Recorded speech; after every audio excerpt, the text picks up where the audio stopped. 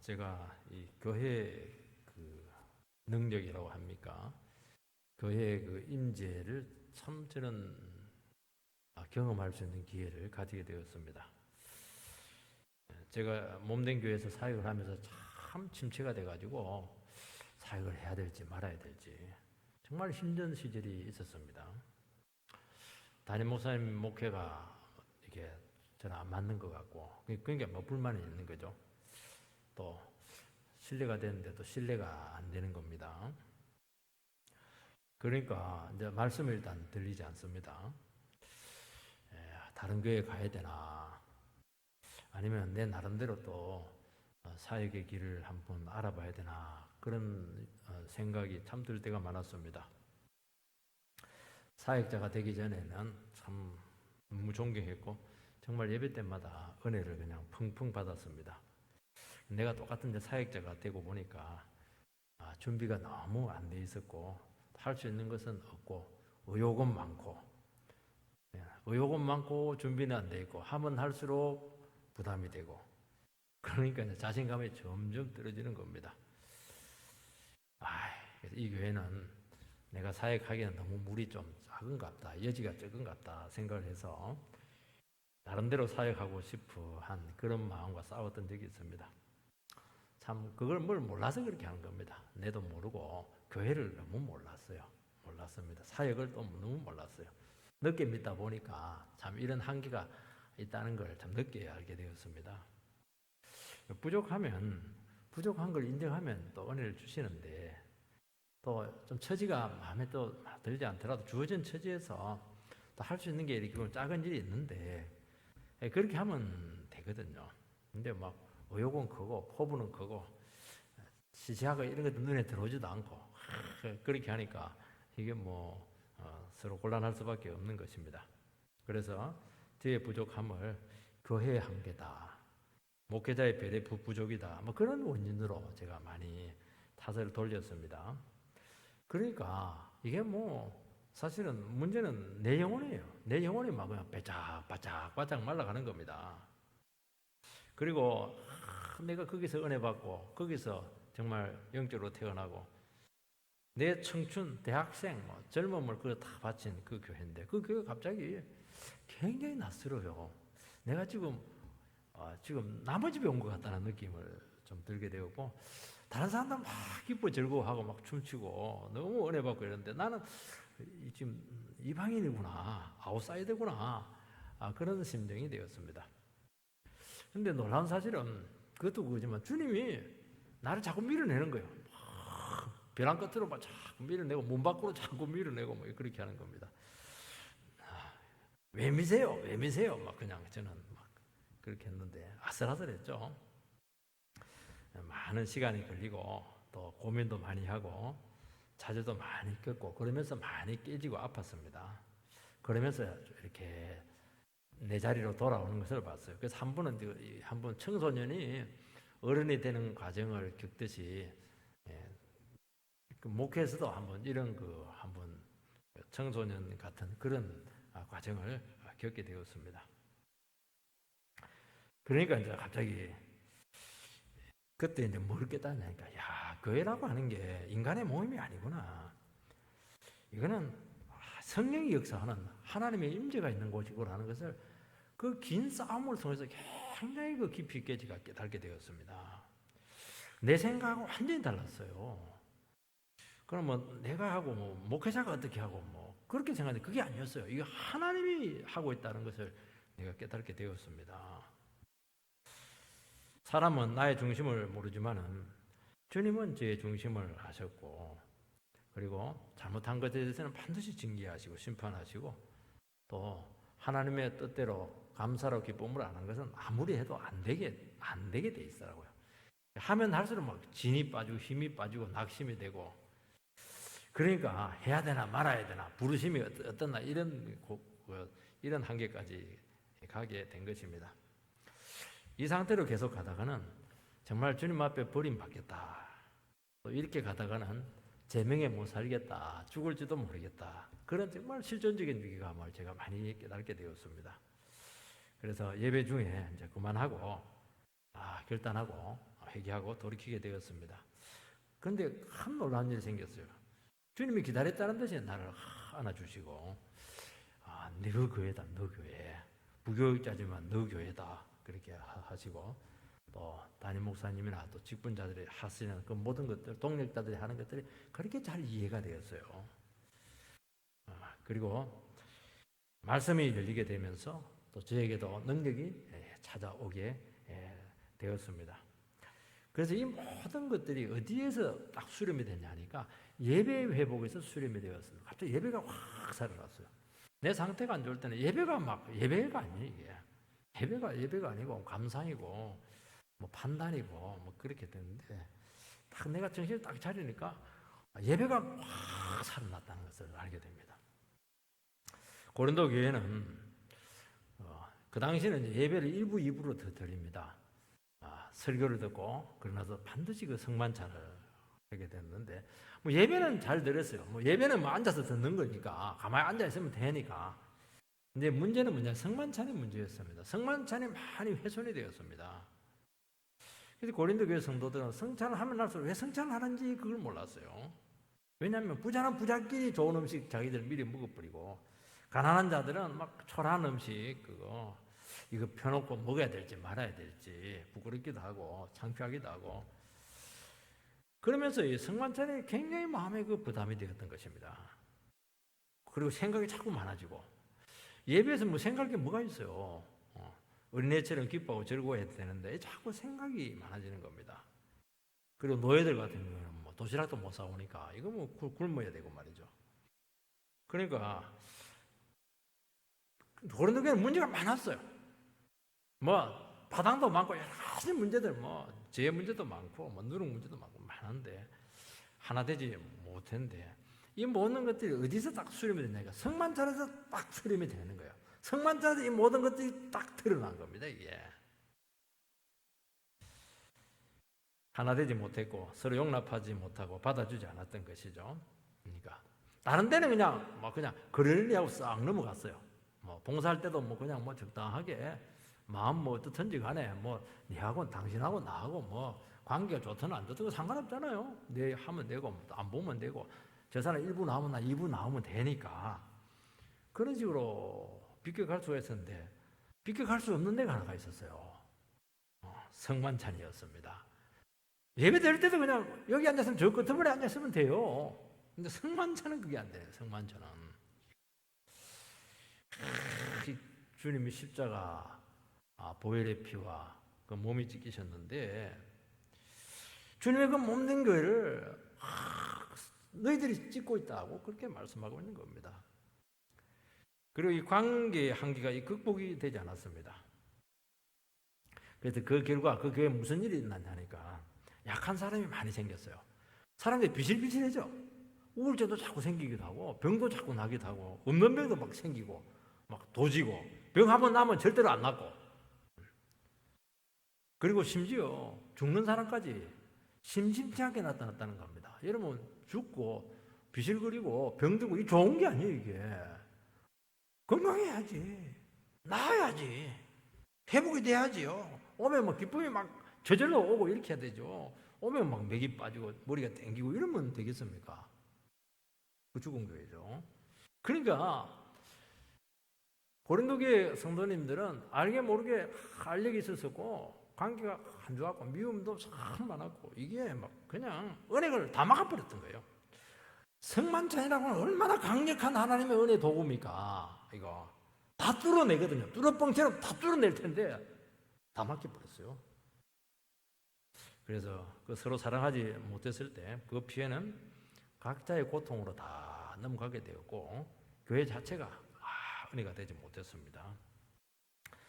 사도는 성찬이 바르게 드려지지 않는 것이 얼마나 큰 피해로 너희들에게 나타나게 되는가 경고를 하면서, 성찬을 하면서까지 마음을 바꾸지 못하는 너희들은 어디 가서 마음을 바꾸겠는가, 그렇게 하면서 최후 통첩으로 그들에게 다시 경고의 말씀으로 주시는 줄 믿습니다. 첫 번째는 바르지 못한 이 성찬의 자세가 나옵니다. 27절 말씀을 보면, 그러므로 누구든지 주의 떡이나 잔을 합당하지 않게 먹고 마시는 자는 주의 몸과 피에 대하여 죄를 짓는 것이니라. 지금 교회 개정판에는 주의 몸과 피에 대해 죄를 짓는 것이다. 조금 이게 흐릿해요. 그래서 그 전에 있는 개혁 성경이 더 낫습니다. 주의 몸과 피를 범하는 죄가 있느니라. 범죄행위네, 범죄. 이거 법정적인 선언입니다. 너희들이 하는 그 행위는 그냥 보편적인 죄 지었다 그런 게 아니고 너희들 하는 행위는 범죄이다. 범죄행위 지금 너희들. 그 감옥 갈 일이야 그거. 여러분 성만찬은 주의 몸과 피, 십자가 대속의 죽음, 새 언약 백성으로서의 교제를 상징합니다. 예수님의 십자가 죽음이 모든 죄와 죽음의 문제를 해결했습니다. 예수님께서 우리를 위해서 피 흘려 주셨기 때문에 우리는 하나님의 자녀가 되었고 하나님과 관계가 회복이 되었고 하나님과 관계가 회복이 되었다고 하는 건 뭘 이야기하냐니까 이제는 완전히 새로운 인생을 살아갈 수 있게 되었다는 것을 이야기하는 겁니다. 그러니까 미래의 소망이 생긴 겁니다. 우리 하나님 만나면 되거든요. 우리 인생에도 누구를 만나느냐에 따라서 인생이 달라지잖아요.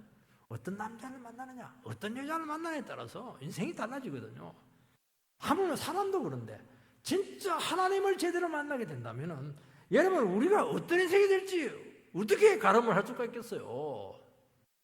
선수는 어떤 코치를 만나냐에 따라서 완전히 선수 생명이 왔다 갔다 하는데 그러니까 하나님을 제대로 못 만나서 그러는 것이지 여러분들 하나님 진짜 제대로 만나면은요 정말 소망이 생깁니다. 침체할 여유가 어디 있어요? 내 생각에 빠질 이유가 어디 있습니까? 내 피가 날 생각이 어디 있어요 그거. 그건 하나님을 지금 긴가민가한 상태이기 때문에 그렇게 하는 겁니다.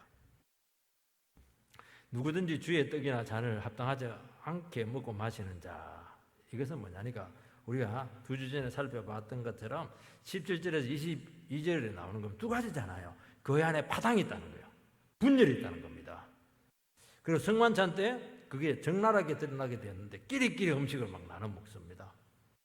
그래서 서로 간의 관계가 깨어지고 하나됨을 망치게 하고 있다는 것이죠. 이것은 주님의 몸과 피에 대해서 범죄 행위다 그렇게 선포하고 있는 것입니다. 예수를 십자가에 못 박은 악한 자들과 같은 죄를 짓는 것과 똑같다는 거예요. 너희들 왜 예수님을 다시 십자가에 못 박느냐 그 얘기하고 있는 겁니다. 지금 내가 하나 되게 했고 내가 몸을 찢고 피를 흘려서 너희들 사가지고 하는 가족이 되게 했는데 왜 나를 다시 한번 십자가에 못 박느냐 그 죄가 처음 죄보다 더 크다는 거 이게 엄중하다는 겁니다. 교회는 모임이 아닙니다. 인간들의 모임이 아니에요. 주님의 몸입니다. 몸. 주님 몸이에요. 몸. 우리는 그 몸에 지칩니다. 주님의 몸된 교회 안에서 오른손에 있다. 너 왼손 너는 좀 힘이 약하네. 그래서 어떻게 오른손이 왼손을 무시할 수가 있습니까? 머리가 있다가 발바닥 너는 늘 바닥에 기라. 그렇게 할 수 있겠어요? 그럼 발바닥에 있다가 막 발바닥에 무좀 한번 놔보세요. 티는 하나 바뀌어보세요. 막 꼼짝 못해요 이거. 여러분요 교회는 특징이 있습니다. 교회는 참 약하고 어둡고 그리고 취약한 거기 있는 것들이 훨씬 더 보호가 돼야 돼요. 왜냐하면 그게 중요하거든요. 그게 왜냐하니까 소울이 다룰 수 있는 게 하나도 손가락 하나만 아파 보세요. 여러분 은혜 받겠어요 그거? 손가락 피가 철철 나는데 얼마나 아무것도 아니잖아요 이거요. 이게 거기서 무슨 빈부귀천, 성별, 인종차별이 있겠는가?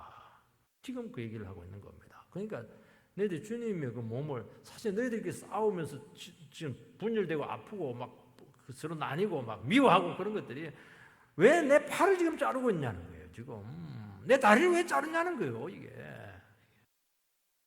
그러니까 예수님을 십자가에 다시 한 번 더 못 박는 것이 지금 예수님 몸을 난도질하는 것이라고 말하고 있는 것입니다. 우리는 주님의 피값으로 구속받은 존귀한 백성들입니다. 그러니까 그 말은 뭘 얘기하냐면 나도 존귀한 것처럼 저 형제도 주님께서 피값으로 사신 존귀한 백성이에요. 세상적인 조건하고 아무 상관이 없어요. 왜 그 존귀한 사람을 왜 상처를 주고 말이지? 왜 차별을 하고 말이지? 약하면 약할수록 더 존귀하게 만들어야 되는데 예수님께서 섬겼던 것도 섬겨주고 이렇게 해야 되는데 왜 몸된 교회를 없인 여기느냐? 지금 그 경고를 하고 있는 것입니다. 이스라엘 백성들이 언약을 체결할 때 짐승의 피를 뿌립니다. 짐승을 잡아가지고. 그리고 나서 그 짐승의 고기를 같이 함께 먹습니다. 이것은 피로 맹약한 형제 자매고 운명 공동체고 같은 하나님의 백성이라는 것을 선포하는 겁니다. 여기는 어떤 인간적인 조건도 없습니다.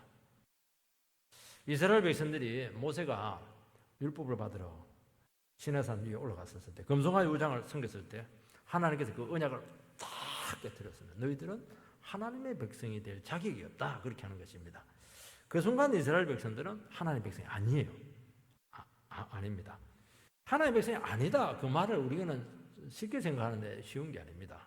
하나님의 백성이 아닌 순간 어떻게 되냐, 모든 보호가 끊어지게 되고 존귀함이 사라지게 되고 능력이 없어지게 되고 임재의 영광 다 사라지는 거예요.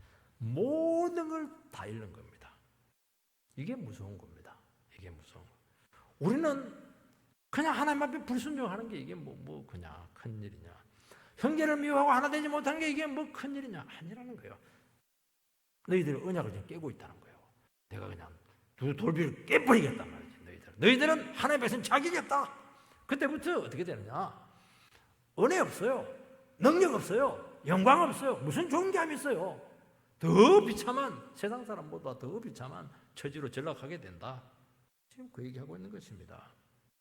그래서 예수의 살과 피를 분별하지 못한다면 하나님의 백성 자격 상실이다. 그러면서 십자가 은혜가 막힌다는 것입니다. 죽을 죄인인데 십자가 공로로 구원받은 백성임을 성찬을 통해서 깊이 새기라. 그게 성찬이지 않겠습니까? 근데 성찬에서 싸우는 거예요. 성찬에서 분리가 일어나고 막 판단이라고 이렇게 하는 겁니다.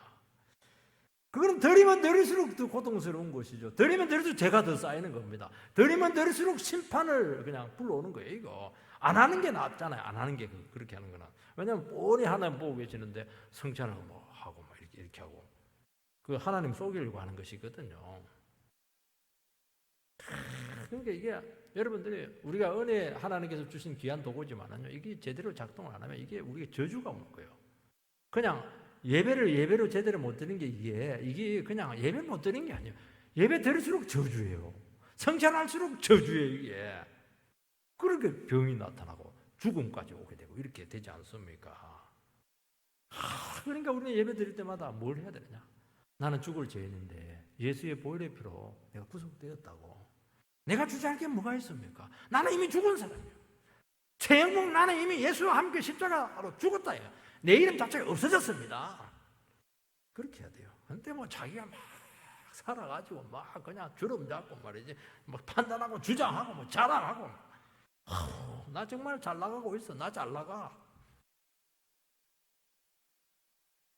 그게 범죄행위다, 그렇게 말하고 있는 것입니다.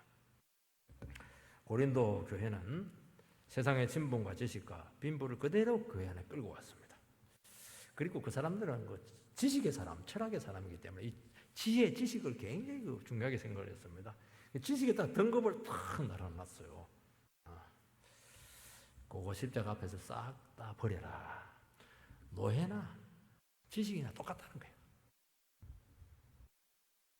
잘난 사람, 자랑하는 사람, 지식인, 사람들은 뭔가 있으면은 자기 주장하고 잘난 체하고 자랑하거든요. 범죄다. 그게 얼마나 교회 하나됨을 깨뜨린지 아나. 하나님께 왜 능력을 주셨습니까? 지식을 주었어요? 왜 불을 주었습니까? 몸된 교회, 취약하고 연약한 사람을 섬기라고 주신 것이거든요. 자랑하라고 준 게 아니에요. 다른 사람 좌절시키라고 준 것이 아니거든요, 이게.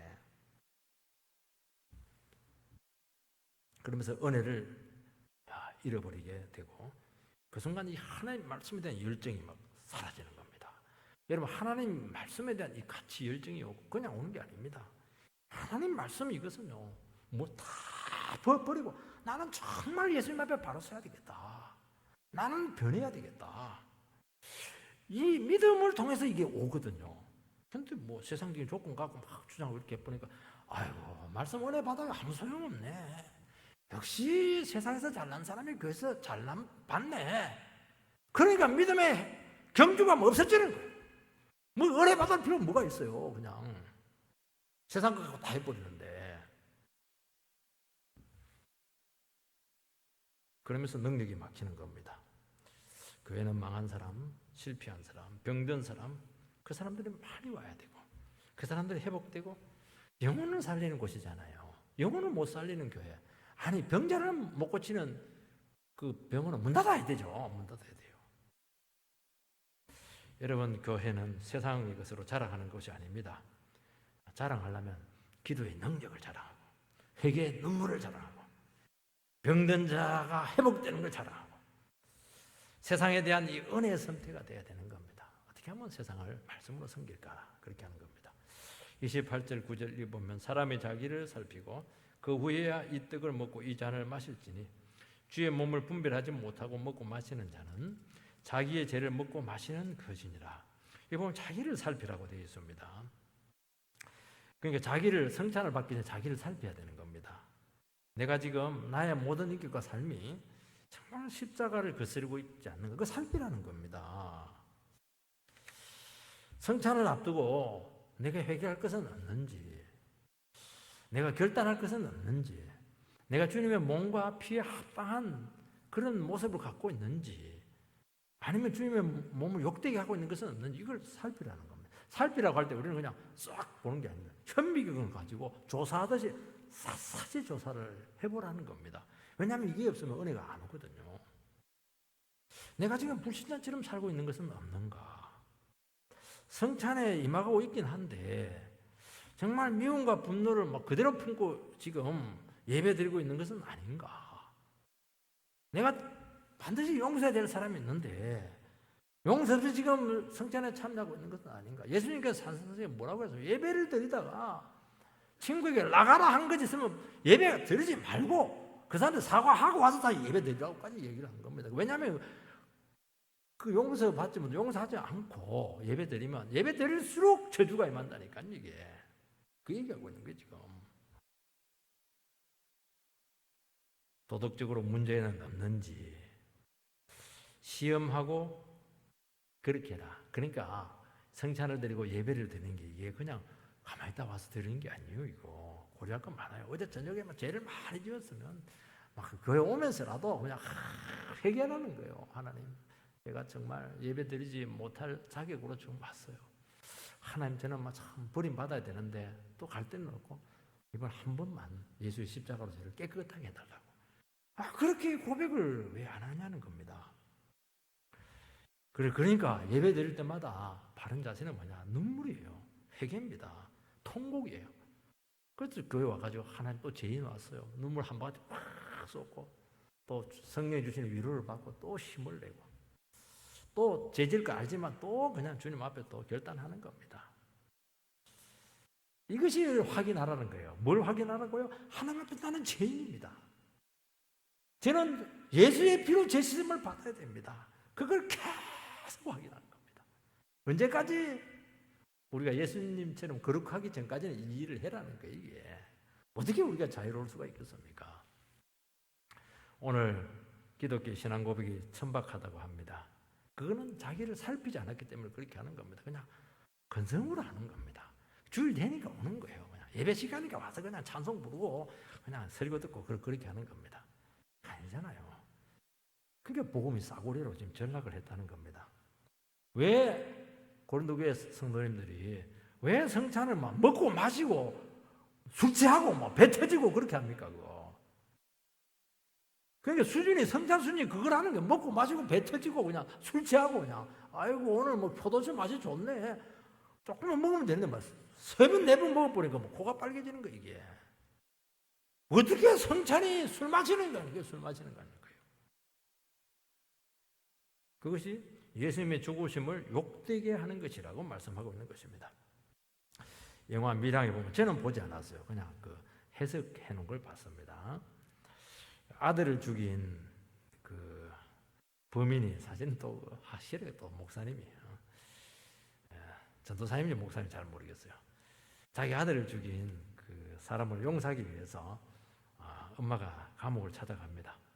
근데 그 피의자가 너무 평안한 거예요. 자기는 뭐 얼굴이 반쪽 돼 있고 막 머리 뜯고 막 이래야 되는데 그러면서 자기도 먼저 얘기해요. 저는요 이미 하나님께 용서를 받았습니다. 그렇게 하는 겁니다. 뻔뻔스럽게. 그래서 그 여주인공이 감옥을 나오면서 길에서 막 쓰러져 절규했다고 그래요. 저는 안 봐서 그냥 그걸 보고 지금 얘기하는 겁니다. 이 피의자의 회개가 거짓인 이유가 무엇이죠? 그 회개는 너무 얕은 것이고 거짓입니다. 왜? 엄마의 그 고통을 전혀 분별하지 못한 겁니다. 엄마가 그 아이가 죽으면서 그 당한 그 고통들, 그 절규들, 그 가운데서도 용서하려고 하는 그 마음들 전혀 이해를 못한 거고, 그게 무슨 그 회개냐는 거고, 그거 정말 싸구려 회개고 그건 안 해야지. 그 사람을 두 번 죽이지 않습니까? 여러분 천박한 기독교는 사람을 계속 죽여요. 여러분들 왜 그 십자가 앞에 가서 자기 자신을 매달지 않습니까? 왜 자기를 살피지 않아요? 그 고통이 왜 자기 속에 점이 오지 않습니까? 그러니까 쉽게 이야기하고 쉽게 행동을 하고 쉽게 그냥 그렇게 하는 겁니다. 이 많은 거예요. 여러분 주의 몸을 분별하지 못하고 먹고 마시는 자라고 말씀하고 있습니다. 교회를 업신여기는 것이고 정말 가난한 자를 부끄럽게 한다는 것입니다. 주의 몸은 우리 위해서 대속의 죽음을 주신 몸이십니다. 그 주님의 몸된 교회를 의미하는 것입니다. 여러분 교회는 성전입니다. 건물이 성전이 아니에요. 우리 한 사람 한 사람이 성전이고 한 사람 한 사람이 성령의 공동체로 모였기 때문에 성전입니다. 성전은 뭐 하는 곳입니까? 재용서 받는 곳이잖아요. 기도 응답 받는 곳이고요. 병이 낫는 곳이고 기적이 체험되는 곳이거든요. 왜 교회가 능력이 나타나지 않고 은혜가 나타나지 않습니까? 성전이 아니기 때문에 그런 거예요. 무리로 모인 거예요. 클럽으로 모인 거예요. 클럽으로. 예수의 피가 없는 거예요. 거기는. 성전이죠. 성전. 성전은 예수의 사랑, 십자가 사랑으로 서로 사랑하고 품고 용납하는 겁니다. 그게 안 되면 성전이 아닙니다. 그거는. 그래서 어떻게 하든지 영혼이 회개하고 은혜 받도록 도와서 다 인생 찾고 축복받게 하는 그런 곳이라는 것입니다. 그때 교회는 능력과 기적과 회복의 기적의 공동체로 바뀌게 된다는 것입니다. 파당이 있습니다. 부자가 가난한 자를 무시해요. 상처를 줍니다. 그걸 뭐라고 하냐니까 너희들이 죄를 먹고 마신다고 말씀하고 있습니다. 여기서 죄를 또 다른 걸로 표현하는데 심판을 더한다는 거예요. 성찬을 드릴수록 죄가 쌓이는 겁니다. 여러분 은혜의 도구에서 죄를 지으면 이거는 가중치가 더 높아요. 그러니까 세상에서 안 믿는 사람 만나서 죄 짓는 거하고 몇 배로 죄 수준이 높아지는 가중치가 똑같지 않아요.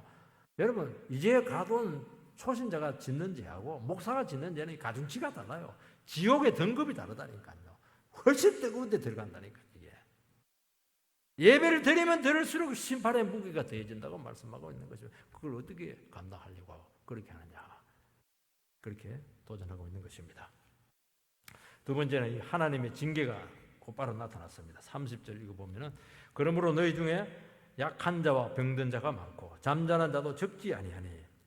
존 비비에라고 하나 경건한 사람이 있는데요. 이 사람의 책 중에 좋은 책들이 많아요. 여러분들이 한 번씩 이분의 책을 구입해서 좀 읽어보시기 바랍니다. 영적 무기력 깨기라고 하는 책이 있습니다. 그런데 그 위에 부제목으로 뭐라고 되어 있냐니까 신앙을 무력화시키는 영적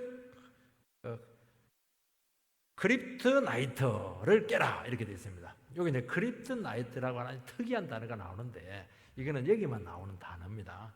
여러분 슈퍼맨이라고 하는 영화를 아마 보시게 될 텐데요. 슈퍼맨 이래가지고 날아다니고 막 특히 그 여기자 막 그냥 사랑하고 막 우리 뭐 청소년들 어린이들 막 슈퍼맨 나오면 막 좋아 죽어요. 근데 그분이 또 허리가 아파가지고 일찍 좀 하반신 마비로 죽어버렸어요. 그게 중요한 게 아니고 너무 초능력 갖고 능력만 있고 이렇게 하니까 2탄 3탄 되니까 사람들이 많이 시시해 식상해요. 그래서 하나의 물질을 끌어들입니다. 그 물질이 뭐냐니까 슈퍼맨에 온 그 행성에서 방사능 물질을 가져오게 되는데 그것이 이제 크립토나이트라고 하는 것인데 요거가 씌워버리면 이제 슈퍼맨이 힘이 쫙 빠져버려.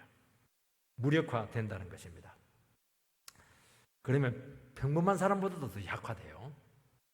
여러분, 크리스찬과 교회를 무력화시키는 것이 바로 이 크립토나이트, 영적 크립토나이트가 있다. 이제 그런 취지에서 아마 이것을 끌고 들어온 것입니다. 슈퍼맨은 태양을 통해서 힘을 얻었어요. 우리 크리스찬들은 하나님의 아들, 선, 그 아들에게 힘을 얻습니다. 그러니까 우리가 힘이 빠지는 것만이 아니고 이 평범한 것보다 훨씬 더 무기력하게 되는 것을 알 수 있습니다. 우리 예수 믿는 사람들이 은혜 충만할 때는 정말 천사 같아요. 근데 낙심하고 침체하고 그래 버리면요, 일반 사람들도 훨씬 수준이 떨어져 버려요. 훨씬 비참합니다. 우울증은 더 잘 걸려요. 본문에서 영적 크리토나이트가 뭐냐? 그것은 잘못된 성찬이라고 말씀하고 있습니다. 약한 자는 어떤 자가 약한 자입니까? 진실된 사람이에요. 진이 빠진 사람입니다. 무기력해진 사람이에요. 병든 자가 많이 생겼어요. 잠자는 자는 죽은 자입니다. 그 죽음까지 왔다는 거예요. 이게 얼마나 무서운 병인지 여러분들이 알아라는 겁니다. 다윗이 이제 간음을 했을 때 1년 동안 회개를 못해요. 여러분, 회개도 죄짓고 나서 회개도 마음대로 되는 줄 아십니까? 은혜를 주셔야 돼요. 회개하겠습니다. 회개되는 게 아닙니다. 하나님께 회개할 기회를 줘야 돼요. 그 기회가 없어지면 망하는 거예요. 그래서 다윗이 뭐라고 했습니까? 죄의 가림을 받는 자가 최고로 행복한 사람이다. 그 죄짓고 나서 1년 동안 너무 고생하고 나서 고백을 한 것이지 않습니까? 거기는 뭐 다른 거 다 해요. 예배도 드리고 정치도 하고 부부 생활도 하고 전쟁도 하고 이런데 막 메가리가 하나도 없어. 진이 다 빠져버렸어. 그게 무기력해져 약하게 되는 겁니다. 여러분, 야고보서에 보면 욕심이 잉태한 즉 죄를 낳고 죄가 잉태한 즉 사망을 낳느니라. 이게 이제 우리를 무기력하게 만드는 겁니다. 욕심, 죄, 사망 이렇게 가지 않습니까? 그렇지 않은 신의 성품을 받은 사람입니다. 우리는 이 세상에 없는 하나님이 주신 그 형상, 존귀함이 다 있습니다. 사람들은 그래요. 크리스찬과 세상 사람들하고 다른 게 뭘까? 그렇게 하는데 다 똑같은데 제 용서만 받았다. 그게 잘못된 생각입니다. 그거는 구원을 너무 적게 생각한 거예요. 그거는 예수의 행하신 구속 사역을 모독하는 겁니다. 어떻게 똑같은데 제 용서만 받고 그렇게 해요. 하나님께서 우리를 신의 성품을 주고 하늘의 백성이 되게 했고 앞으로 우리를 통해서 이루실 어마어마한 약속들이 기다리고 있는데 제 용서만 받았다고. 그게 무슨 말씀이에요? 주님을 구속을 외람되게 하는 것이지 않겠습니까? 그러니까 우리가 얼마나 멋지게 주님의 모습으로 바뀔지, 우리가 얼마나 능력과 생명 가운데 살아갈지 우리는 아무도 가늠할 수가 없어요. 그래서 저는 목회를 하면 할수록 어느 누구도 판단하지 않습니다. 지금은 저 사람이 약하고 비실비실하고 아직 분별이 안 되고 정말 딱 자리가 안 잡혔지만요, 어느 순간 말씀을 들으면 딱 자리가 잡히면서 놀랍게 성장하게 되는데, 옛날에 어떻게 저런 사람이었을까 할 정도로 그렇게 사람이 바뀔 수가 있는 거예요. 그게 기독교입니다. 지혜가 넘쳐요. 기쁨이 넘쳐요. 사랑이 넘쳐요. 능력이 넘쳐요. 분별력과 말할 수 없는 그런 은사들이 확 나타난다는 겁니다. 그런데 고린도 교회 성도들이 잘못된 성찬을 함으로써 이 모든 능력과 은혜가 다 막혀버렸어요. 물론 죄를 짓고 상처를 준 사람에게도 그 능력이 막혔지만 문제는 뭐예요? 교회 전체가 문제가 생겼다는 겁니다. 방사능 누출이 된 거예요 지금. 여러분, 교회는 주님의 몸된 교회입니다. 한 사람의 죄는 절대로 한 사람의 죄로 끝나지 않아요. 전체에게 결정적인 영향을 미친다는 겁니다. 여러분, 여기서 보면 너희 중에 이렇게 하고 했지, 너희들에게 상처를 준 사람, 큰 소리 친 사람 그렇게 말하지 않았어요. 너희 중에 몰라요. 다 해당이 된다는 걸 이야기하는 겁니다. 전부 다 지금 그 얘기하고 있는 것입니다. 여러분, 이스라엘 백성이 중에 아간이 범죄했을 때 하나님께서는 아이성에서 대패를 하게 만듭니다. 그때 막 여호수아 기도하니까 주님께서 뭐라고 했냐니까 아간 그 녀석 색출해가지고 죽여라 그렇게 하지 않고 이스라엘 중에 범죄했다 그렇게 얘기하는 겁니다. 아간이라고 말하잖아요. 아간의 죄로 끝나는 게 아닙니다. 이스라엘 전체가 범죄했다 그렇게 이야기를 하는 것입니다. 그 범죄를 뽑아라는 거예요. 만약에 아간만 그렇게 했다 그렇게 하면 어떻게 되겠어요? 아간만 몰래 불러고 죽이면 돼요. 근데 하나님께 그렇게 하자고 전체 다 모여라 너희들. 그러면서 거기서 색출을 해나갑니다. 그러니까 이스라엘 백성들은 아간의 죄 지었지만은 전부 다 죄인이 되는 거예요. 죄인이 하나씩 해나가면서 아간이 할 때까지 전부 다 마음이 쿵당거리는 거예요. 혹시나 내가 왜냐하면 자기도 다 죄 지었거든. 여러분 아간 한 사람의 탐욕이 이스라엘을 그렇게 무기력하게 만들어서 여리고성에서 그런 큰 성리를 거두는데 아이성 작은 성에서 대패를 하게 만들었다는 겁니다. 여러분 그렇지 않은 개인이면서 동시에 공동체입니다. 나의 행동이 전체에 영향을 미친다는 것입니다.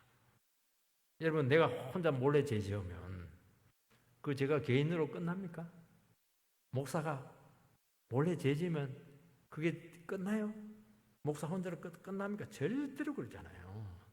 자기도 모르게 힘이 쫙 빠지고 교회 가면 일단 낙심이 쫙 오고 침태가 팍 내리고 무기력하고 진이 다 빠져있고 질병이 찾아오고 우울증이 찾아오고 심지어 죽는 사람이 많이 생긴다. 적지 않다는 것은 굉장히 많았다는 거예요. 유난히 막 죽어나가는 게 사람들이.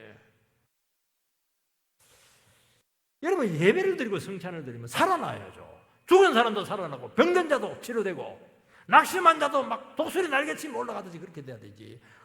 예배 드릴수록 죽어버리고 맥이 빠져버리고 말이죠. 병 걸려버리고.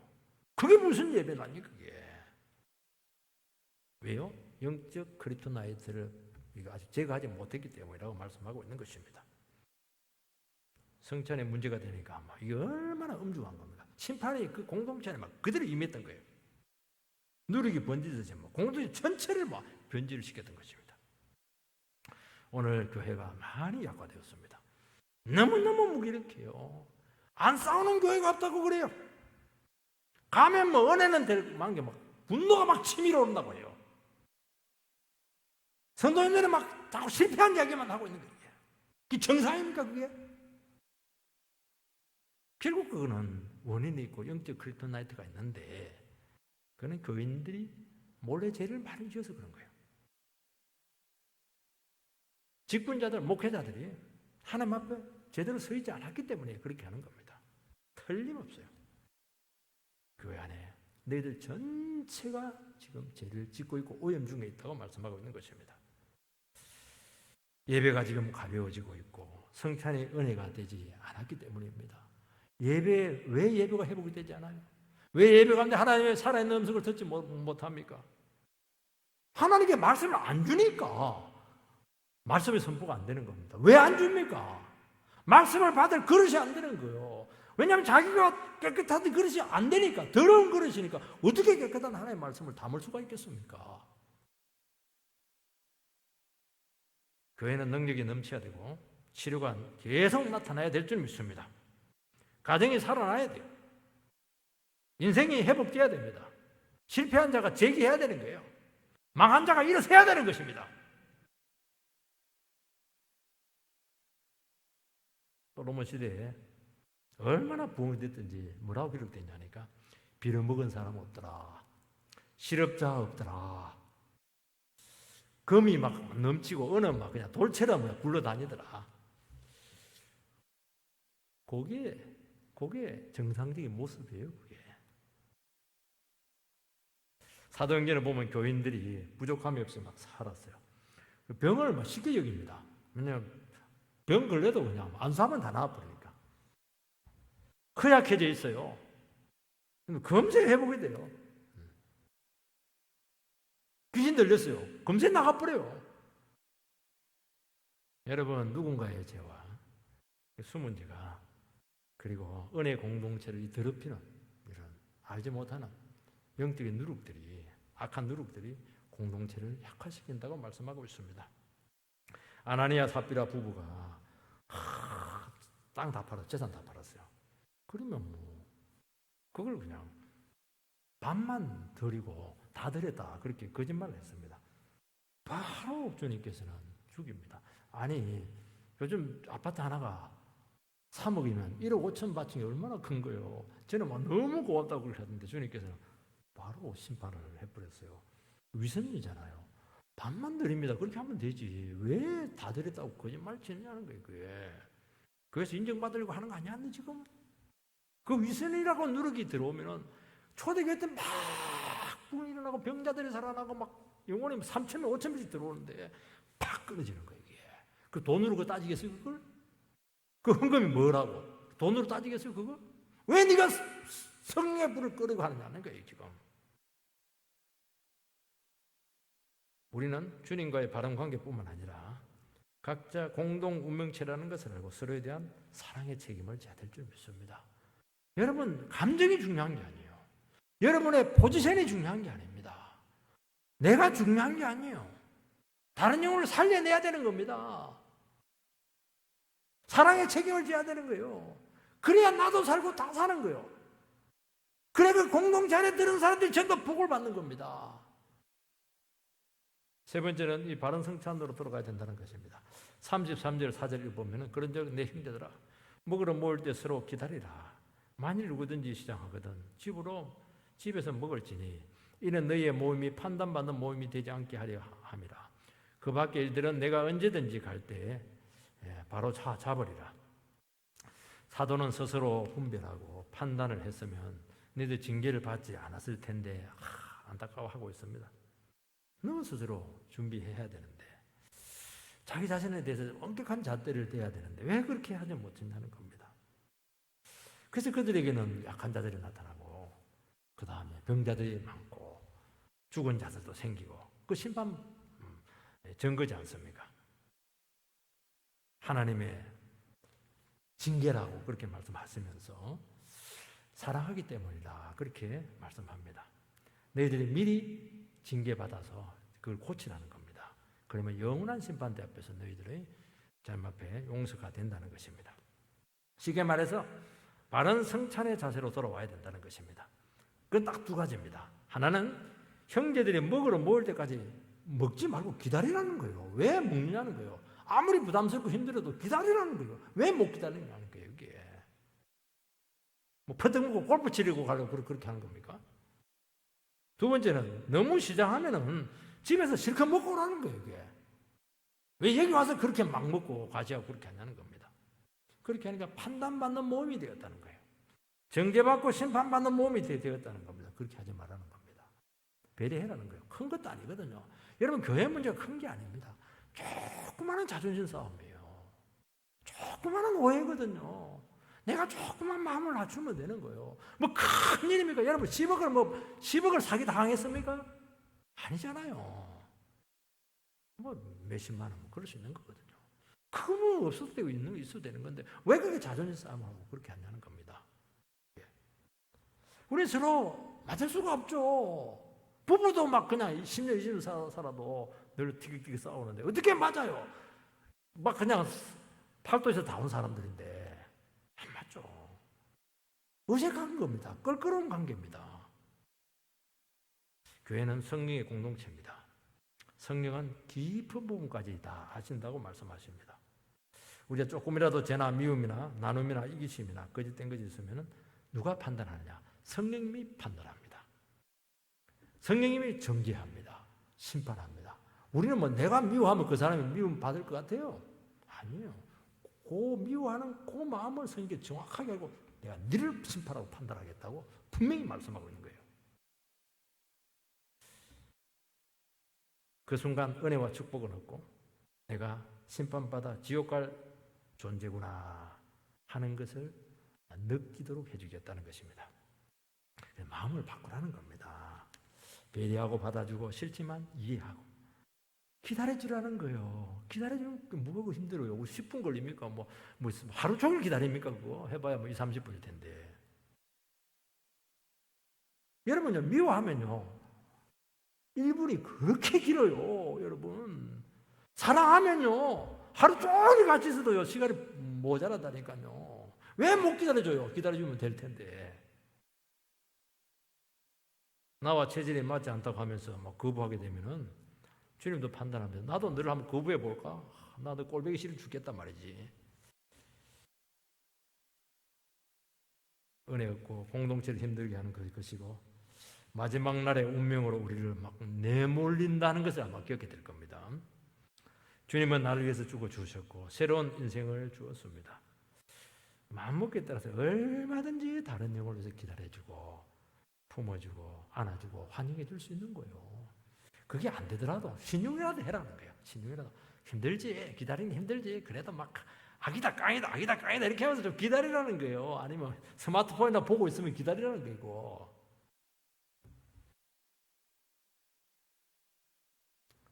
그때 성령께서 강력한 임재가 임하면서 구속의 은혜가 넘치게 될 줄 믿습니다. 그래서 우리가 힘이 나야죠. 펄펄 살아야죠. 저 영혼 보면 막 살맛이 난다. 막 내 집사님 때문에 진짜 교회 나온다고 막 그런 고백들이 막 나와야지. 난 집사님 있으면 교회 나가고 싫다고 다른 교회 가고 싶다고 집사님 가는 천국이라면 난 지옥 가겠다고 그렇게 돼도 되겠습니까? 우리 다시 서로를 위해서 정말 십자가 사랑으로 온전히 하나 될 수 있게 되기를 주의 이름으로 축원드립니다.